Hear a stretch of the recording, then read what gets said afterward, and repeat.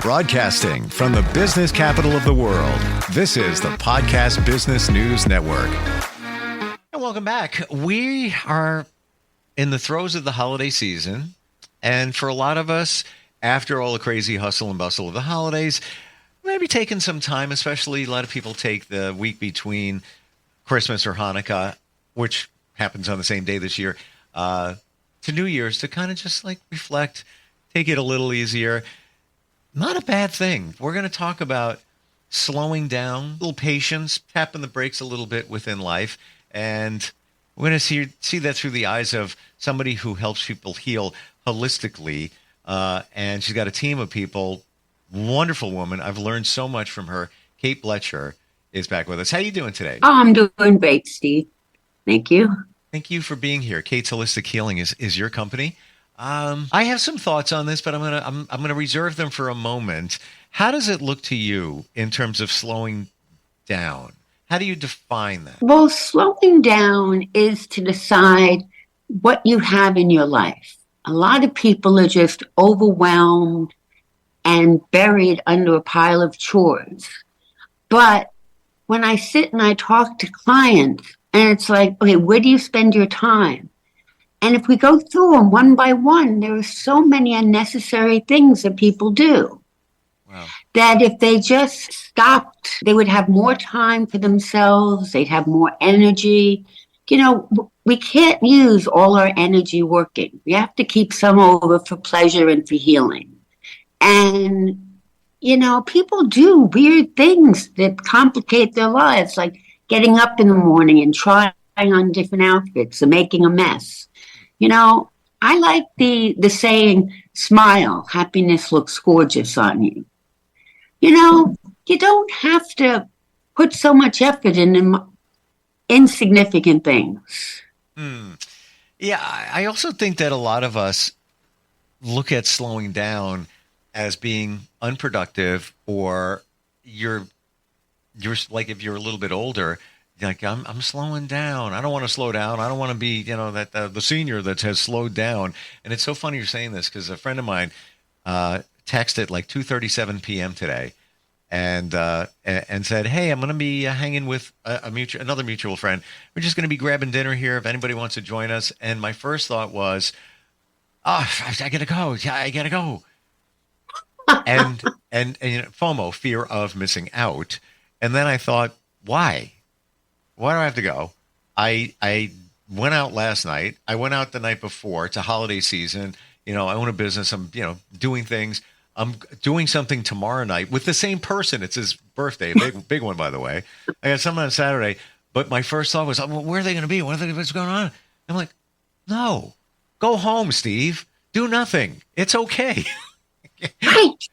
We get so caught up in all of this, right?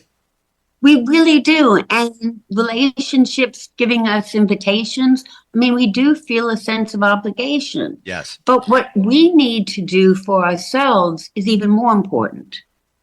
Yes. The obligation and the self-imposed guilt, because somebody invites you, you don't go, you're thinking, I really should go, because what about, you know, when I have nothing to do and I ask them if they want to hang out, then they're going to blow me off. You know, that feeling, we have to just get rid of it. And if anybody were to do that, they're not real friends anyway. Why do you want to hang with them?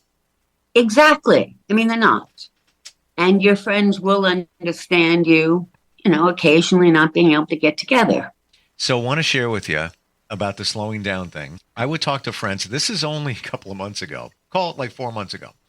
I would talk to friends on a Saturday or Sunday, and they're like, yeah, I'm still in bed. It's 10:30. I'm like, you're still in bed? Talk to another one. 11 o'clock. Yeah, I haven't gotten up. Just hanging out, watching TV. I'm like, you're blowing a whole day. What are you doing? How are you? Then I had that epiphany where I did it once, stayed in bed, and then I realized doing nothing is really doing something, because I'm recharging my body. I'm taking some quiet time. I treat myself, usually one day out of the weekend. I'll DoorDash something and have just a breakfast sandwich and a nice warm coffee delivered to the door. I'll get that and I'll go back in bed. And then I realize that I get clarity. It causes me to think some more. So doing nothing is really actually doing something. And I didn't look at it that way. Yeah, I mean, that's exactly the way to look at it, though, because you do. I mean, when you can recharge, you are then so much more productive. Yeah. And you've spent time mulling over in your head the proper way to do it. And it really, I mean, people don't simplify and treat themselves with patience. I mean, we don't. We're just too hard on ourselves, and we've got to get over that. Is there a way to have more patience? Not just, patience with yourself, but just life in general. Traffic, waiting in a waiting room, doctor's office.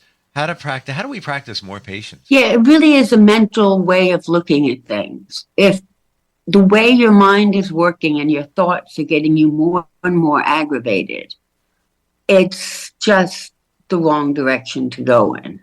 I mean, I think one of the funnest things to do in a doctor's office is to talk to the person sitting next to me, because you already have something in common with them. You're both sick, you're both there for a reason, and you can gossip about the doctors, you can just talk about your life and get somebody off their phone, and then you have a connection. And it's a much better use of time than sitting there and just, going up every 10 minutes and saying, are they on time yet? It's like, you're just aggravating everybody, including yourself. So I love what you said. And 2 nights ago, I was out at an event and I ran into somebody who he's a great networker. And I was kind of walking next to him. We were all hanging out and he would be talking to somebody. And then he'd come back. He's like, yeah, he's a congressman, blah, blah, blah. I'm like, you know him? No, I just started talking to him. And I'm like, oh. And it happened again. He goes, yeah, he's a politician in town or he's a builder and does this or whatever. Like, you guys know each other? No, I recognize his face. And but he said, I was never like that. He said, it took me the mindset of just smiling and walking up to somebody and relating to what they have going on, because that wasn't me in the past. So I think a lot of us are kind of shy about just striking up a conversation with somebody, but they're probably sitting there wishing somebody would. Right. I mean, exactly. I've always been an extrovert, but I love walking into like a cocktail hour where they're going to give a speech or something to a room of strangers, because I can walk up to any of them and I can keep a conversation going on different topics. And it's just, it's fascinating. The things you learn, the people you come across.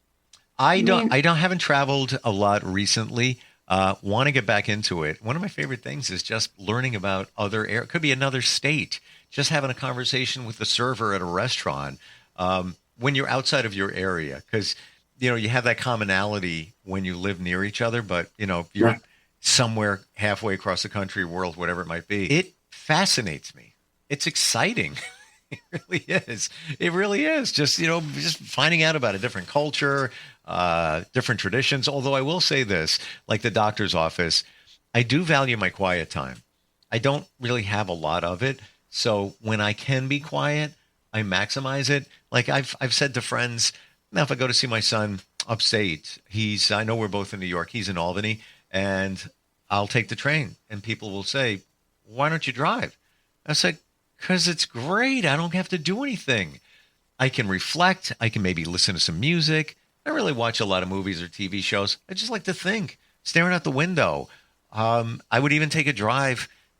I recently saw a friend that was like an hour drive in, east. And somebody said, you're going to drive all the way out there? I'm like, yes, it's great. I can't wait to go. Because I value that time. I just enjoy just that quiet time, which, a lot of us, we don't have. So, I guess that's slowing down a little bit in your mind, taking that time to be quiet. We don't have a lot of that. Right. We really do. And a lot of it kind of goes back to simplifying our lives, making them not so busy and not so toned down. Have you ever heard of Swedish death cleaning?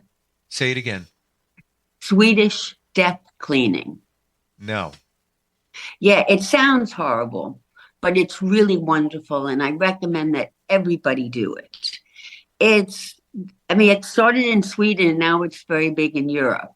And what you do is you go through all your belongings, all your drawers, all your papers, and you just throw out all the crap you don't need. Wow. And we all have so much of it because otherwise, after you pass, someone's going to have to do it for you. Wow. So you're getting your life cleaner. The guides say everybody's so much happier if there's light and air around things rather than the way we live, which is everything clustered together and jammed on shelves and things. But if you just get rid of what you don't need, it frees you up a sense of obligations that you have to clean and, and just throw things out, give them away, and just keep what's necessary and sentimental to you. I love that. And somebody who is very intuitive, famous for what they do, told me once that when you have things around, like let's say you got a box over here, a box that you got to walk through, I'm in the middle of, cleaning or whatever you're doing, you are blocking the flow of energy and in effect, blocking life for yourself when you have this clutter. That is so true. I mean, that's what the guides say. You got to get rid of the clutter because it takes you've got to let the air flow and the light and be a part of it. And, it's like, I don't know, I think of it as being in nature and looking at a stream. I mean, going to Europe is fascinating and talking to people, but you can find things close to home too. Yes.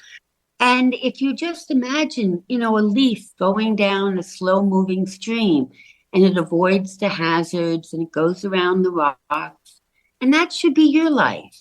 You should just flow easily, don't have to rush, stay away from the things that irritate you and annoy you.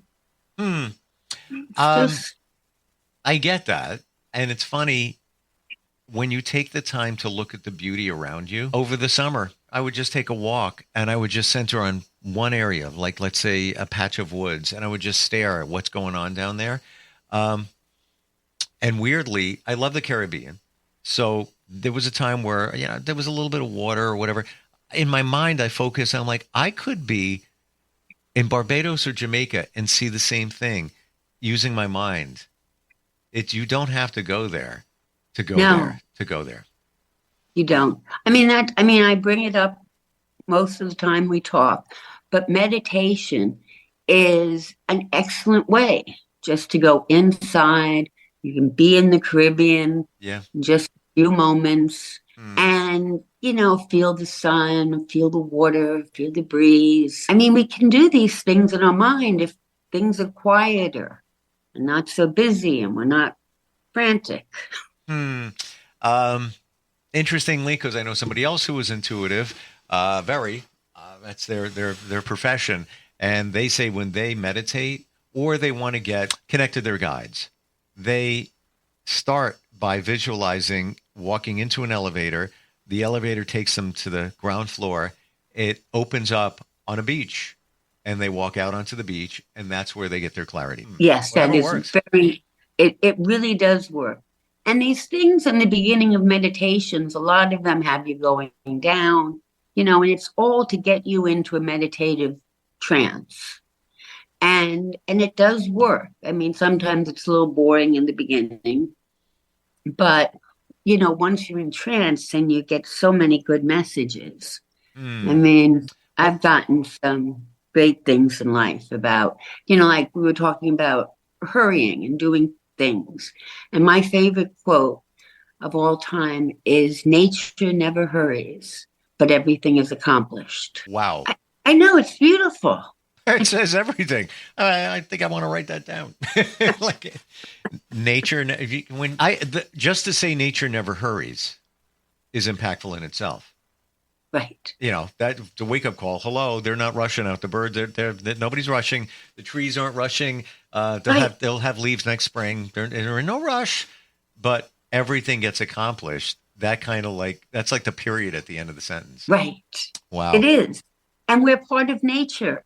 And we don't live that way, and we should. And it's so much better when you can. Super cool. I need to, things drop in my head. You said, it's funny, Swedish, what's it called? A Swedish death cleaning. Swedish death cleaning. So when you said that, it popped in my head. There's a group called Swedish House Mafia, music group, Swedish House Mafia. And it sounds like you said, like, what's going on there? They have just an amazing song that came out, I don't know, I want to say like 15 years ago, called Don't You Worry, Child. And if you listen to it, it's basically about the words somebody's father gave them as they navigate through nature. So you hear these names, Swedish House Mafia, it's like, what's going on there? And it's a song, and I'm just sharing because the Swedish thing, maybe there's something there, that it's got a dance beat to it. But when you listen to the music, the melody, and the singing, or just look up the lyrics, whoa, check it out. It's very poetic, very picturesque, if you will. We're talking about nature too. Yeah. Right. Oh, it sounds beautiful. Yeah. Don't you worry, child. So, other thoughts, slowing down, patience, all of that. What comes to mind for you? Then gentleness, which we really haven't touched on. But that's part of the slowing down. I mean, you have to be very gentle with your body and your time and your energy. And we should be gentle, not just taking a shower, luxuriating in the warm water, but throughout the day, try to be as comfortable as you can. If something's making you uncomfortable, leave. Just do whatever is best for you that can make you feel at home in your skin and not to be, rushing around and hurting ourselves, because we do that. And multitasking, my spirit guides just despise it. They say that you can, multitasking is the worst thing to do. And I did a meditation about a week ago on patience. And I got 3 gifts. And in one of the gifts was a beautiful tortoise with a brown shell with a little bit of gold on it. And it said, the old fable, the tortoise and the hare. I mean, it's so true. If you do things slowly and methodically and finish them and then go on to something else, you get a lot more accomplished than if you try to do 3 or 4 things at once and none of them ever get finished and none of them are ever that good. There are some experts that say that multitasking, it doesn't exist. You can't. Nobody can. We think we can. There was, a study came out a number of years ago that said that women can multitask better than men, but now it's coming out that it doesn't exist. You can't multitask. It effectively, don't even try to do it. Just perform one task, then go to the other, then go to the other. Stop. And maybe it came to the forefront when Windows, the computer program, was invented, because you have multiple windows and you can do different things. All it does is screw me up, and it's counterproductive because I keep going back. Oh, I got to do that. No, just focus and go. It's funny you should say, simpler time. I love the 1800s because it was a simpler way of life. And I'm convinced that I existed in that time because I'm so, I have such an affinity. Looking at when there was photography, it was invented like 1850s, right around there. It's real pictures. You can see what life was like. So you had a little bit of technology here and there going on, but it was a simpler way of life. Now, I could be back there right now and complaining like, oh my God, I got no time to do anything. You never know. You never know. But it just seemed that there was less distractions. Right. I mean, it wasn't like you were going out to dinner every night.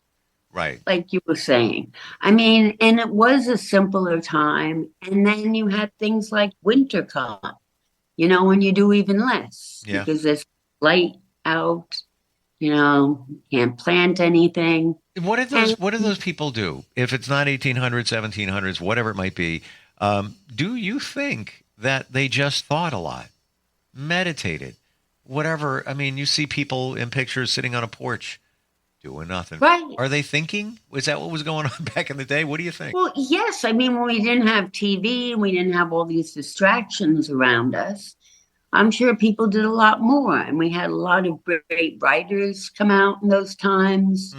We had a lot of art. You know, we still do, but it's more now for the people that can afford to do it. Yeah.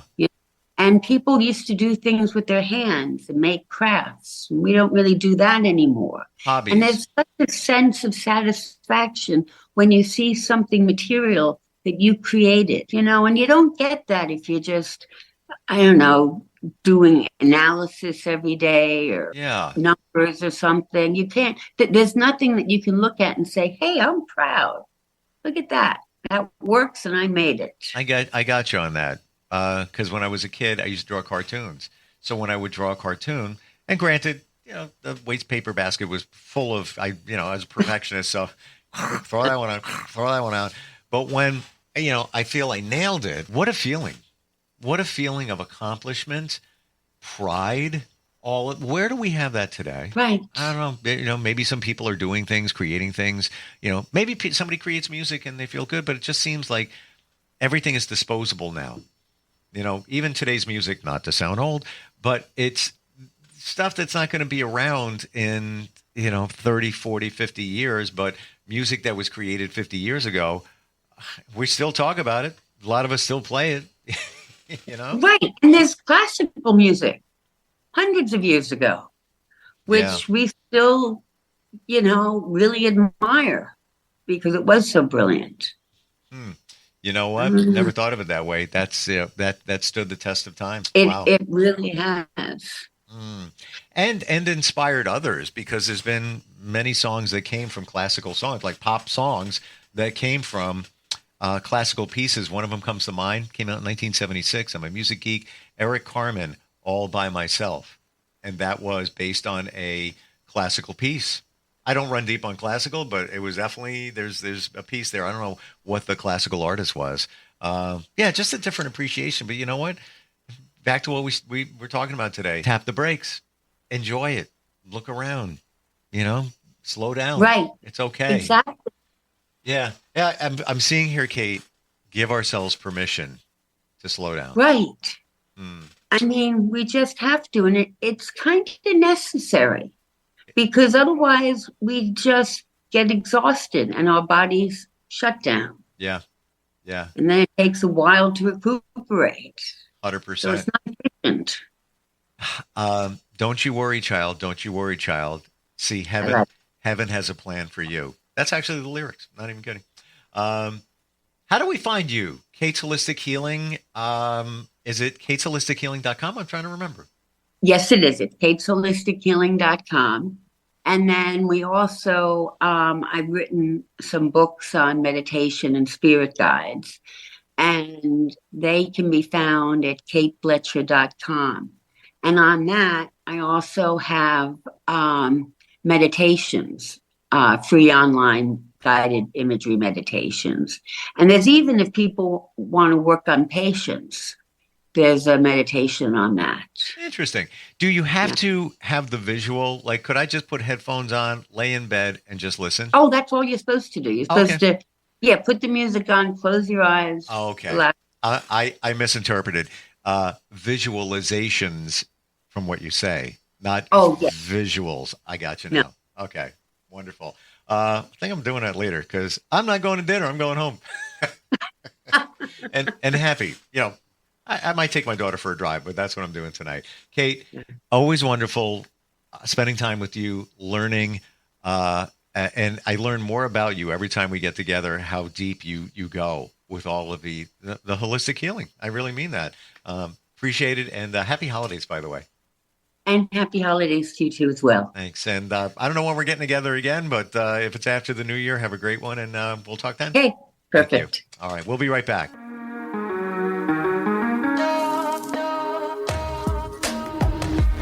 Broadcasting from the business capital of the world, this is the Podcast Business News Network. Hey, what's up, everybody? I'm Jason Derulo. I love that music connects to people all over the country. But unfortunately, so does something else. Childhood hunger. 15 million kids struggle with hunger right here in America. And yet, every year, billions of pounds of surplus food in the U.S. go to waste instead of going to the children in need. Feeding America is working to change this. The Feeding America nationwide network of food banks rescues this surplus of food to help provide meals to families in virtually every community in the United States, including yours. But they just can't do this alone. Join me in the fight against hunger in America. For more information on what you can do to get involved, visit feedingamerica.org. That's feedingamerica.org. Together we can solve hunger. Together, we're feeding America. A message from Feeding America and the Ad Council.